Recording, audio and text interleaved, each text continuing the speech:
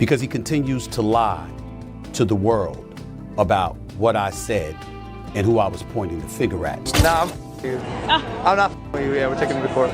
No way. Yeah. Oh my goodness. So Yeah, see you in the courtroom. Congrats, you're going to prison, Floyd. Floyd Mayweather has had for not paying someone money. Check this out. Yeah. So we're gonna sue Floyd Mayweather. What's good with this? Are we? What's good with the conversation about this? Last night you were doing one of these. Are we saying that or what? He hasn't sued him yet. Oh, got it. We're still talking about it. There's still conversations that are happening. Well, he got sued. You know he got sued. He's been sued multiple times. For the same fight. Yo, something's going on, and there's one side that's very clear to see is beef. You know why he got sued? I watched the video on it. It was a full breakdown. He is the promotional arm of his fights. It's why, in part, he makes so much money, because whereas a normal promotional company will take 30%, he is that. And so oftentimes for his fights, before the tickets can go on sale to the public, or like right as they go on sale, he'll buy a whole wing, a whole section, and then he'll sell them at a higher price, marked up, so he can make, like all the floor seats. He takes all of them. All of them. 3, 4, 5X. And it's part of his business. In a shocking development, Floyd Mayweather is reportedly on a run after ESPN analyst Stephen A. Smith revealed explosive financial documents during a live broadcast. The documents allegedly linked Mayweather to a massive $42 million financial scandal. Federal authorities have reportedly issued a warrant for his arrest. Smith, who has often criticized Mayweather's extravagant lifestyle, claimed this could just be the tip of the iceberg. Fans and critics alike are stunned as the undefeated boxing champion's empire appears to be unraveling. Like, never even cashed a check still. Have $100 million that I never even cashed before. I have a tax attorney that takes care of everything, and everything is okay. Floyd Mayweather's legal and financial struggles have long fueled public speculation. At one point, he revealed that his attorneys had advised him to remain silent on certain matters, assuring him they would manage everything behind the scenes. Despite their guidance, Mayweather made it clear that his hunger for wealth and luxury remained as strong as ever. He openly expressed his ongoing desire for private jets, sprawling mansions, and a lavish lifestyle he had grown accustomed to.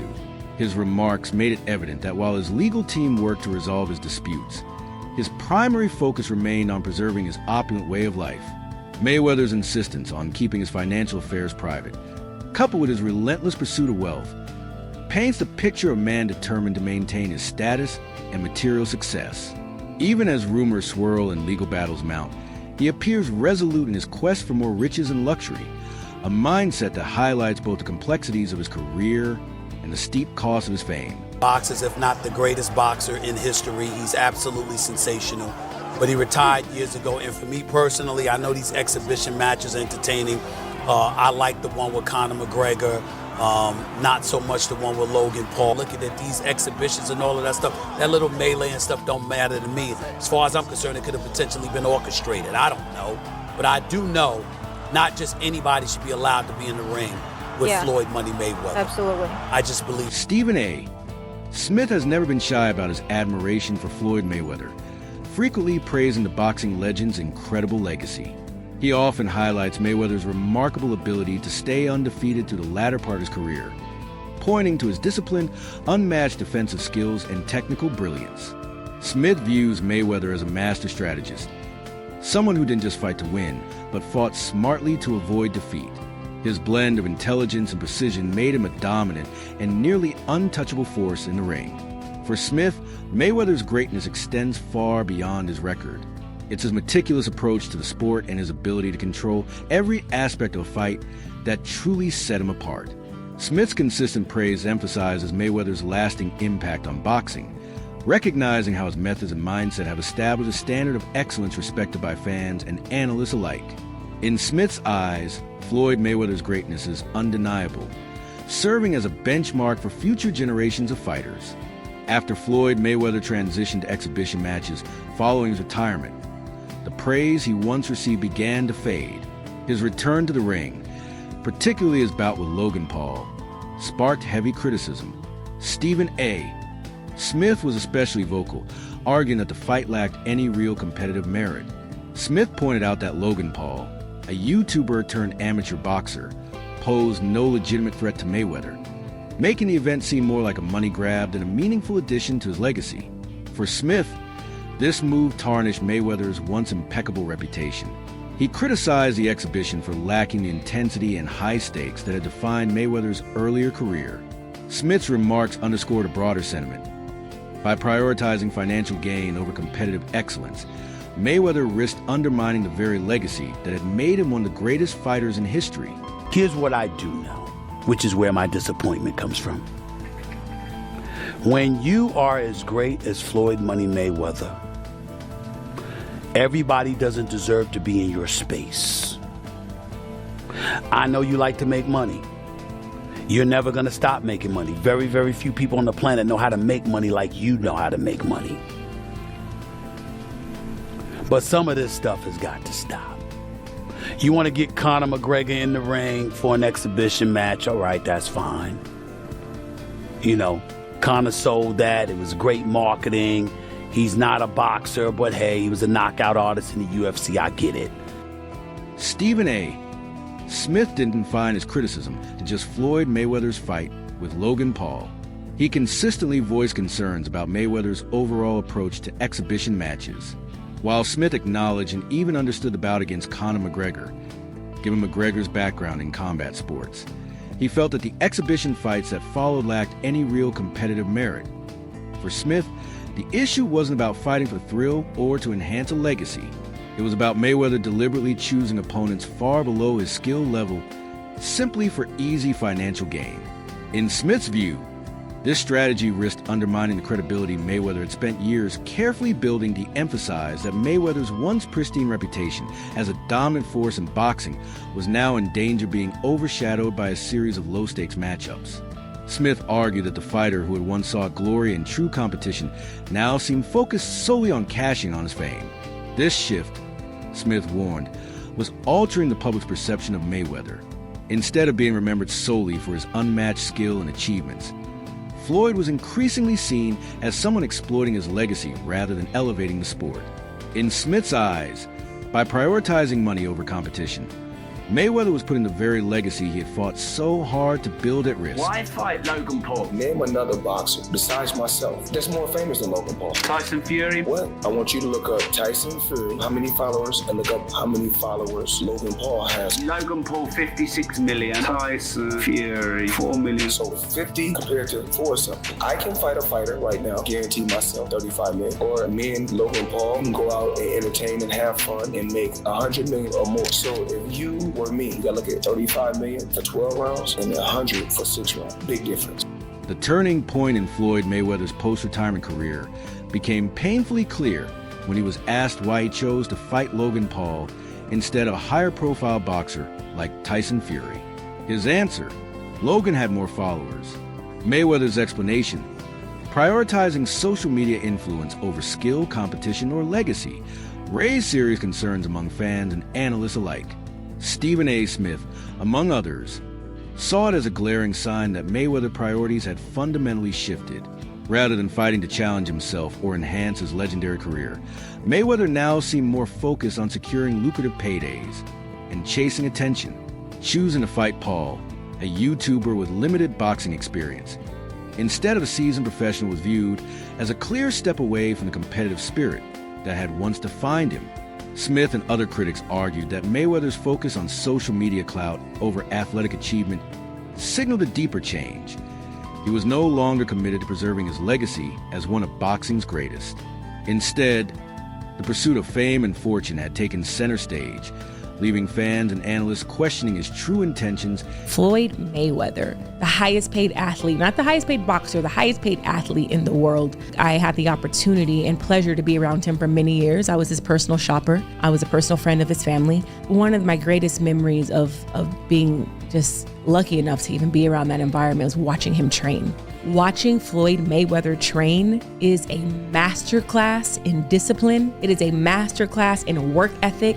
It is a masterclass in this is how you execute and get stuff done. Every rep, he hits it hard.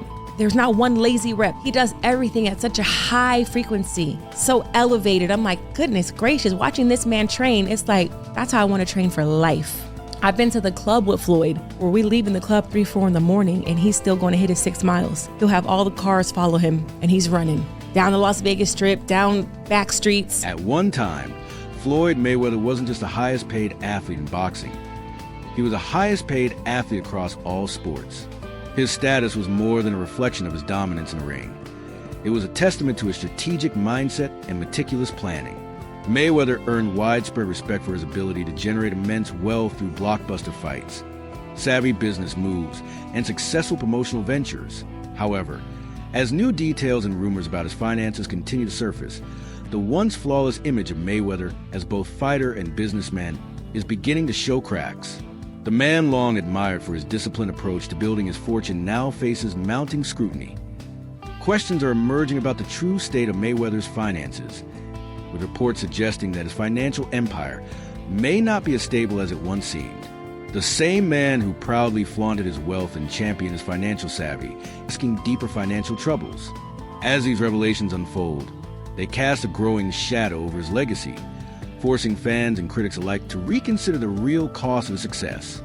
What was once hailed as brilliance is now being questioned. Logan Paul has publicly announced plans to take legal action against Floyd Mayweather, claiming he still owed between $1 million and $3 million in pay-per-view revenue from their June 2021 exhibition bout. Paul alleges that Mayweather's team withheld his rightful share of the earnings and has not fulfilled the financial terms of their agreement. In a 2022 interview with TMZ Sports, Paul expressed his growing frustration with the situation, confirming his intent to take the matter to court. Mayweather, however, has firmly denied the accusations, insisting that Paul has already been fully paid for the event. At the heart of the dispute lies the distribution of earnings from the highly publicized match. Paul has accused Mayweather of mishandling funds and failing to uphold their financial agreement. Mayweather, for his part, has downplayed the controversy, suggesting that delayed payments are a common occurrence in the boxing world and that such matters simply take time to resolve. Despite Mayweather's reassurances, Paul remains determined to pursue what he sees as justice for a breach of contract. The ongoing legal battle sheds light on the murky financial side of exhibition fights, where high stakes, massive profits, and verbal agreements can quickly spiral into contentious disputes. Still got my private jets. I still have all my beautiful homes, still have all my properties everywhere, and still making millions every month. So you didn't take this fight because you needed the money? Actually, I didn't even want this. The fans demanded this fight. You know, at one particular time, and of course, with this fight, of course, I do want to make a ton of money. Rapper 50 Cent has offered his perspective on his past dealings with Floyd Mayweather, shedding light on their relationship during a turbulent time. While Mayweather was incarcerated, 50 Cent stepped in to manage Mayweather Promotions, taking charge of the business operations while Floyd was behind bars. The rapper claims he invested millions of his own money to keep the company running. Narrative that Floyd often prioritizes his own interests over loyalty or business commitments. You know, I had 3 children with a young lady. We wasn't seeing eye to eye. You know, we wasn't seeing eye to eye. You know, she was a little upset, had a little alcohol in her system.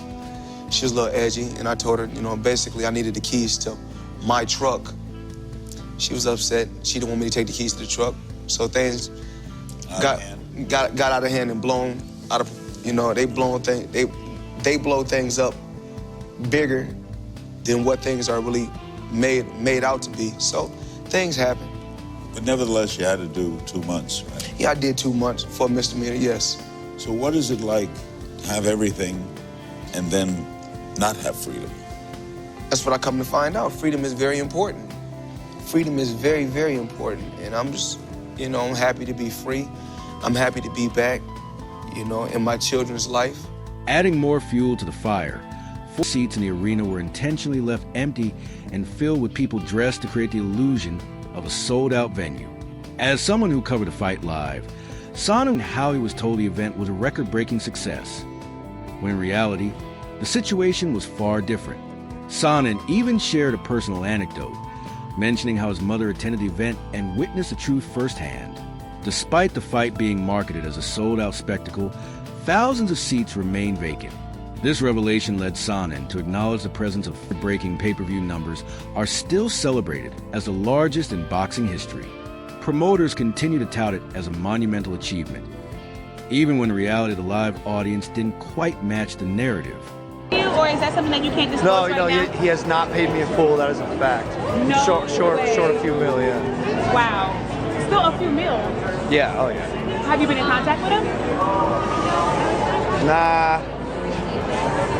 Nah, we're taking this one to court. No, are you being serious? Is this like a... Do I look serious, lady?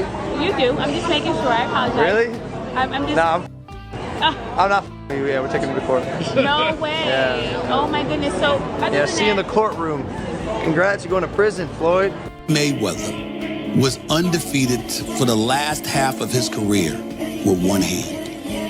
He constantly broke his hand. Yeah. He would go into a ring knowing he had no shot at knocking somebody out because his hands were hurt too much. And literally walked in the ring and said, I'm going to embarrass you and humiliate you by showing the world you can't hit me.